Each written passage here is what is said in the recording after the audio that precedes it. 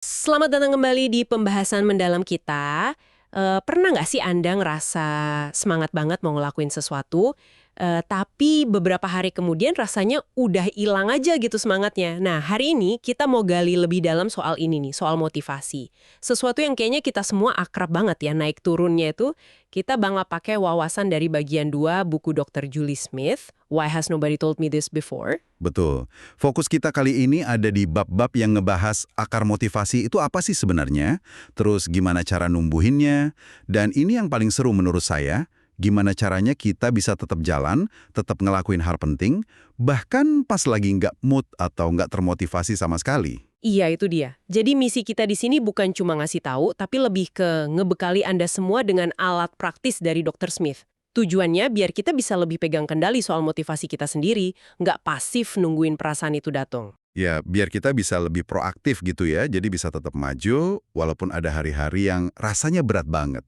Kita pengen Anda selesai dengerin ini ngerasa lebih punya kuasa atas diri sendiri. Mantap. Oke, kita langsung masuk aja ya. Mungkin salah satu hal yang paling bikin klik dari buku ini buat saya adalah pemahaman bahwa kita tuh sering keliru nunggu motivasi datang dulu baru mau gerak. Padahal seringnya kebalik ya. Nah, itu dia. Dr. Smith bilang, justru seringnya tindakan kita duluan yang mancing motivasi itu muncul. Ini kayak ngebalik logika kita selama ini kan? Coba deh kita bedah dulu dari pemahaman dasar soal motivasi ini. Oke. Hal pertama yang penting banget dipahami, dan ini mungkin bikin lega banyak orang. Motivasi yang naik turun itu normal banget. Bukan berarti ada yang salah sama kita ya. Sama sekali enggak. Itu bukan tanda kerusakan atau kurangnya tekad. Anggap aja kayak emosi lain, kayak senang atau sedih, yang datang dan pergi. Jadi, ya kalau kita cuma mau bertindak pas lagi semangat doang, strateginya rapuh banget. Masuk akal sih. Iya, dan kalau dilihat dari sisi biologis, ini juga logis banget. Otak kita itu kan kayak pusat komando ya. Dia terus-terusan nge-scan kondisi tubuh kita. Detak jantung, napas kita gimana, level energi lagi kayak apa. Kayak dashboard mobil gitu ya. Bisa dibilang gitu. Nah, dari data itu, otak bikin kalkulasi. Oke, energi segini cukup nggak ya buat ngerjain ini? Worth it nggak? Kabar baiknya, ini artinya kita punya pengaruh lebih gede ke perasaan termotivasi daripada yang kita kira. Oh, gimana tuh caranya? Dengan secara sadar, ngubah apa yang kita lakukan sama tubuh kita. Misalnya bergerak sedikit aja. Itu bisa ngirim sinyal balik ke otak dan secara aktif memengaruhi perasaan, motivasi yang muncul. Kita bisa ngakalin otak kita sendiri gitu. Menarik banget. Jadi Dr. Smith nawarin 2 jalur utama nih. Pertama, kita bisa belajar cara nanem atau numbuhin perasaan motivasi biar lebih sering mampir. Biar lebih sering muncul gitu ya. Iya, dan yang kedua, ini yang sering jadi penyelamat pas lagi susah, kita perlu belajar gimana caranya tetap bertindak sesuai nilai dan tujuan kita, walaupun lagi nggak ada motivasi sama sekali. Jadi membangun kapasitas buat lakuin aja walau nggak pengen, gitu ya? Persis, walaupun ada bagian dari diri kita yang teriak, males ah, nanti aja. Nah, dalam konteks ini juga penting bedain 2 hal yang sering bikin kita nunda. Oke, apa aja tuh? Pertama, prokrastinasi. Kita nunda karena tugasnya kerasa susah, bosenin, atau bikin cemas, takut gagal mungkin. Yang kedua, Yang kedua, anhedonia. Ini lebih dalam sih, seringnya terkait sama depresi. Kita jadi kehilangan minat atau rasa senang dari hal-hal yang biasanya kita nikmatin. iya. Dua-duanya ini bikin kita kejebak di entar nunggu mood dulu baru gerak, gitu kan? Banget. Nah, balik lagi ke ide besar tadi yang bikin saya aha. Motivasi itu seringnya produk sampingan dari tindakan, bukan pemicunya. Contohnya kayak gimana tuh biar gampang? Kayak perasaan segar dan puas setelah kita berhasil olahraga. Itu kan beda banget sama perasaan pas alarm bunyi pagi-pagi dan kita mikir, duh matiin lagi aja deh. Bener banget. Perasaan enaknya datang belakangan ya. Iya, tindakannya itu yang bikin momentumnya muncul. Jadi logikanya gini, pas kita mulai ngelakuin sesuatu, sekecil apapun, bahkan pas mood lagi datar atau males banget, kita itu sebenarnya lagi nyalain percikan perubahan di dalam diri kita. Secara biologis, secara emosional. Bukan sulap ya tapi. Bukan, ini proses. Tapi ini langkah awal yang penting banget buat gerakin roda ke arah yang bener. Nah, untuk kasus anhedonia yang mungkin lebih bandel, ya emang kadang perlu periode maksa diri gitu. Mendorong diri secara sadar gitu. Iya, ngelakuin hal penting walau nggak ada rasa pengen sama sekali. Tujuannya buat pelan-pelan ngebangunin lagi jalur kesenangan di otak. Oke, jadi jelas banget ya pesan utamanya. Jangan nunggu motivasi datang buat mulai sesuatu yang penting. Lakuin aja langkah pertamanya. Sekecil apapun itu, tindakannya itu sendiri yang bakal ngisi tangki motivasi kita pelan-pelan. Oke. Nah, kalau kita udah paham nih dasar-dasarnya, pertanyaan berikutnya, gimana cara kita biar perasaan motivasi ini lebih sering datang? Dr. Smith ngasih beberapa tips praktis. Yang pertama, simple tapi penting banget. Gerakin badan. Nah, ini nyambung banget sama yang tadi ya. Motivasi itu seringnya akibat dari gerak badan, bukan penyebabnya. Jadi bukan nunggu semangat baru olahraga, tapi olahraga biar semangat gitu. Tepat. Bergerak, bahkan cuma jalan kaki sebentar keliling kompleks, atau stretching ringan di sela-sela kerja, itu kayak investasi kecil, tapi baliknya lumayan. Energi nambah, motivasi juga ikut naik. Tapi kan awalnya suka males banget tuh buat mulai gerak. Nah, disitulah kita mungkin perlu pakai strategi bertindak berlawanan sama rasa males. Nanti kita bahas lebih dalam soal ini. Tapi efek jangka panjangnya ke perasaan lesu atau stuck itu signifikan banget loh. Oke, gerak badan. Terus apa lagi? Yang kedua, jaga koneksi sama kenapanya kita. Ingat lagi tujuan kita apa sih? Apa yang penting buat kita?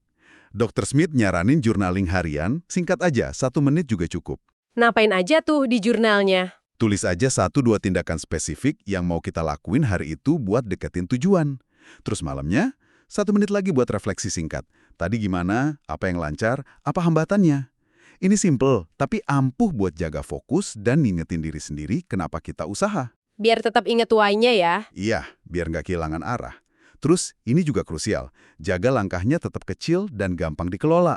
Kenapa harus kecil? Karena tugas yang kelihatan gede banget itu sering jadi pemicu utama rasa malas dan nunda-nunda. Jauh lebih efektif kalau kita fokus ke satu perubahan kecil tapi konsisten. Mirip kayak prinsip terapi gitu loh. Oh iya, perubahan besar kan hasil dari langkah-langkah kecil yang terus-menerus ya? Bener banget. Dan jangan lupa, apresiasi kemajuan kecil kita di sepanjang jalan. Ini bukan cuma biar senang aja, tapi secara kimia, otak itu ngasih suntikan energi positif buat lanjut. Oke. Nah, ini nih tantangan lain yang sering muncul. Godaan. Dr. Smith cerita soal kakeknya dan tombol merah mesin potong rumput. Itu analogi bagus banget soal susahnya nahan dorongan impulsif. Iya, ngelawan godaan yang bisa narik kita jauh dari tujuan, itu kan butuh willpower ya, butuh tekad. Betul. Gimana cara ngelolanya? Penting buat ingat kalau willpower ini bukan sumber daya yang nggak ada habisnya. Anggap aja kayak otot. Bisa capek kalau dipakai terus-terusan tanpa istirahat. Jadi perlu istirahat juga. Perlu banget. Belajar istirahat yang benar dan mulihin diri di sela-sela stres atau pas lagi banyak tuntutan itu penting buat jaga kapasitas willpower kita. Satu lagi nih, jebakan yang sering nggak disadari. Kritik diri yang tajam pas kita gagal atau nyerah sama godaan. Padahal kita mikirnya itu bakal bikin kita kapok dan termotivasi ya. Nah, justru sebaliknya. Dr. Smith nekenin kalau rasa malu, shame, itu malah seringnya melemahkan motivasi. Bikin kita makin malas nyoba lagi. Kuncinya itu ngubah cara kita ngelihat kegagalan. Jadi gimana ngelihatnya? Anggap aja sebagai data, sebagai kesempatan buat belajar, bukan sebagai bukti kalau kita nggak becus. Ngubah hubungan sama kegagalan ini penting banget buat jaga api motivasi jangka panjang. Oke, kita udah bahas soal pemahaman dasar motivasi dan cara numbuhinnya. Tapi jujur aja deh, ada kan ya hari-hari di mana motivasi itu kayak bener-bener ngilang gitu aja. Nggak ada jejaknya sama sekali. Ya, pasti adalah hari-hari kayak gitu. Padahal ada aja tugas yang harus dikerjain. Bayar tagihan kek, beresin laporan, atau bahkan cuma bangun dari kasur aja rasanya berat banget. Gimana kita bisa tetap gerak pas tangki motivasi benar-benar kosong? Nah, ini dia saatnya kita keluarin toolkit strategi buat bertindak tanpa ngandelin perasaan. Dr. Smith ngenalin konsep yang kuat banget dari DBT, terapi perilaku dialektis. Namanya opposite action atau tindakan berlawanan. Tindakan berlawanan, maksudnya gimana tuh? Intinya, kita secara sadar berusaha ngelakuin kebalikan dari apa yang didorong sama emosi atau impuls sesaat kita. Terutama kalau impuls itu cenderung ngerugiin atau ngejauhin kita dari tujuan. Contohnya dong, biar lebih kebayang. Misalnya, kalau lagi ngerasa cemas sosial terus pengen yang ngurung diri di kamar aja, opposite action-nya ya justru paksain diri buat datang ke acara itu, walau mungkin cuma sebentar. Atau kalau lagi sedih banget pengennya rebahan terus. Opposite action-nya mungkin ya, Coba telepon teman, atau jalan kaki keluar sebentar, atau lakuin aktivitas kecil yang biasanya dinikmatin, meskipun saat itu rasanya nggak pengen sama sekali. Kuncinya itu, ngenalin dulu dorongan emosi yang nggak ngebantu, terus sadar milih tindakan yang sebaliknya, yang lebih sejalan sama nilai-nilai kita. Jadi perlu jeda gitu ya, antara ngerasain dorongan sama bertindak. Betul. Latihan mindfulness atau sadar penuh itu ngebantu banget di sini. Sadar sama dorongan tanpa langsung bereaksi, itu ngasih kita kesempatan buat milih. Wah, konsep yang kuat ya. Ada strategi lain nggak selain opposite action? Ada. Yang juga penting itu adalah nembus tembok rasa sakit awal dan fokus ngebentuk kebiasaan. Kayak sikat gigi gitu ya. Kita kan nggak mikir motivasi lagi buat sikat gigi tiap hari. Persis. Udah otomatis aja kan? Karena udah jadi kebiasaan. Dr. Smith pakai analogi otak kayak hutan. Hutan? Iya. Tindakan yang diulang-ulang itu kayak bikin jalan setapak di hutan. Makin sering dilewatin, makin jelas dan gampang jalannya. Itu jadi perilaku otomatis. Nah, mulai kebiasaan baru itu kayak ngebabat jalan baru di tengah hutan. Butuh usaha ekstra ya di awal? Iya, butuh usaha dan kesadaran lebih di awal. Tapi makin sering dilakuin, makin gampang nantinya. Terus gimana cara efektif ngebabat jalan baru ini? Biar kebiasaan barunya cepat terbentuk. Dr. Smith ngasih beberapa tips praktis nih. Pertama, bikin semudah mungkin buat mulai. Siapin baju olahraganya dari malam, taruh buku yang mau dibaca di dekat kasur. Pokoknya kurangin gesekan sekecil mungkin. Biar nggak ada alasan buat nunda ya. Betul. Kedua, atur lingkungan biar dukung kebiasaan baru dan nyusahin kebiasaan lama. Jauhin HP pas kerja, jangan nyetok makanan nggak sehat di rumah. Ketiga, bikin rencana yang jelas. Kapan, di mana, gimana saya mau lakuin ini. Pasang alarm kalau perlu. Keempat, Kasih reward. Bisa internal, kayak muji diri sendiri karena udah usaha. Oke, bagus, udah nyoba. Atau sesekali eksternal juga boleh. Kelima, dan ini penting banget, perjelas lagi kenapanya. Kaitin kebiasaan baru ini sama nilai-nilai dan identitas yang mau kita bangun.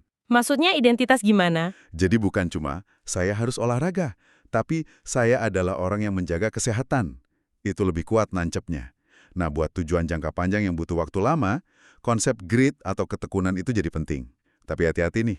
Hati-hati kenapa? Grit itu bukan berarti gaspol terus-terusan sampai burnout. Justru kebalikannya.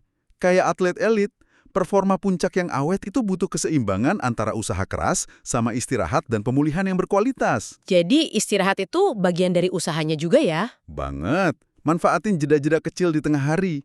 Misalnya 5 menit antar rapat. Itu benar-benar putus koneksi dulu. Hirup udara seger, stretching, tutup mata sebentar.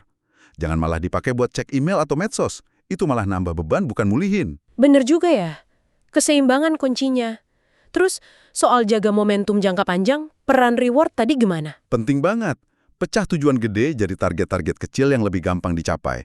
Terus rayain tiap pencapaian kecil itu secara sadar. Kenapa harus dirayain? Karena itu ngelepasin dopamin di otak. Dopamin ini sering dibilang hormon senang, tapi lebih tepatnya dia itu nguatin perilaku dan ngasih motivasi buat nyari lagi. Jadi tiap perayaan kecil itu kayak ngasih suntikan kimiawi buat terus maju. Fokus aja ke punggungan bukit berikutnya. Jangan mikirin puncak gunung yang masih jauh banget. Oke. Selain itu, ada juga latihan simpel kayak gratitude atau bersyukur. Itu ngaruh juga ke motivasi. Ngaruh banget, secara nggak langsung, latih otak buat rutin ngenalin hal-hal baik dalam hidup. Entah itu dengan ngubah kalimat saya harus jadi saya dapat kesempatan buat, atau tiap hari nulis 3 hal kecil yang disyukuri. Itu kayak ngelatih otot mental gitu ya? Iya, otot mental buat mikir lebih suportif dan optimis. Jadi pas lagi susah atau motivasi turun, kita udah punya cadangan ketahanan mental buat ngadepinnya. Menarik. Ada lagi nggak strateginya? Ada lagi yang namanya pra-perencanaan. Ini kayak antisipasi masalah sebelum kejadian. Jadi kita nyiapin rencana cadangan gitu? Mirip gitu. Kita jadi arsitek buat perilaku kita sendiri. Coba pikirin, apa aja sih rintangan atau godaan yang mungkin bakal muncul pas kita mau capai tujuan? Terus, bikin rencana aksi spesifik sebelum kita ada di situasi itu. Contohnya? Misalnya, kalau nanti teman ngajak makan di luar pas lagi diet, saya bakal jawab, atau kalau besok pagi males bangun, saya bakal. Dengan nyiapin respons duluan, kita ngurangin kemungkinan sabotase diri gara-gara emosi sesaat. Kita rekayasa situasinya biar lebih gampang bertindak sesuai nilai kita. Kayak naruh waker jauh dari kasur biar harus bangun buat matiin. Nah, itu contoh klasiknya. Dan yang terakhir, mungkin yang paling dasar dari semuanya adalah kembali ke identitas. Identitas lagi ya? Iya, ganut perubahan perilaku sebagai bagian dari diri kita yang sekarang, itu penggerak yang kuat banget. Kalau kita ngelihat diri kita sebagai pembelajar, ya kita bakal cari cara belajar walau lagi nggak mood. Kalau kita ngenalin diri sebagai orang yang aktif, ya kita bakal cari cara buat gerak. Jadi fokusnya bukan melakukan sesuatu tapi menjadi seseorang ya? Betul. Dr. Smith juga nyaranin journaling tentang diri masa depan yang kita mau. Ngebayangin versi terbaik diri kita tuh bisa ngasih kekuatan buat pilihan-pilihan kita sekarang. Wah, banyak banget ya wawasan sama strategi praktisnya. Jadi kalau kita tarik kesimpulan dari pembahasan kita ini, intinya apa nih yang paling penting buat diingat? Kayaknya pesan utamanya itu motivasi bukan sesuatu yang kita punya atau nggak punya ya, tapi bisa dikelola. Tepat sekali. Kita nggak harus jadi korban perasaan naik turun itu. Dan pemahaman kuncinya adalah ngebalik skrip. Seringnya, tindakan duluan yang mancing motivasi. Bukan sebaliknya. Bukan. Dan yang lebih bikin kita berdaya lagi, bahkan pas motivasi lagi nggak ada sama sekali, kita nggak lantas nggak bisa ngapa-ngapain. Kita punya kotak perkakas mental. Ada opposite action, ada cara ngebentuk kebiasaan, fokus ke nilai dan identitas, ada pra-perencanaan. Semuanya buat bantu kita tetap maju ya. Iya, buat bantu kita tetap gerak maju, langkah demi langkah, ke arah yang emang penting buat kita. Dan jangan lupa, biar awet, seimbangin usaha sama istirahat yang benar, plus baik-baik sama diri sendiri di sepanjang prosesnya. Jadi, artinya buat Anda semua yang dengerin, Anda nggak perlu lagi nungguin mood yang pas atau wangsit buat mulai ngerjain tujuan atau bikin perubahan positif. Kekuatan buat mulai itu ada di tangan Anda, sekarang juga lewat tindakan yang Anda pilih. Nah, sebagai penutup nih, kami mau kasih satu pemikiran buat direnungin. Kalau kita terima ide bahwa motivasi itu seringnya akibat dari tindakan, bukan penyebab, pertanyaan refleksinya adalah, tindakan paling kecil apa yang mungkin kelihatannya sepele banget sekarang, yang bisa Anda mulai lakuin hari ini juga, yang siapa tahu bisa jadi percikan awal buat nyalain api momentum yang jauh lebih besar besok-besok.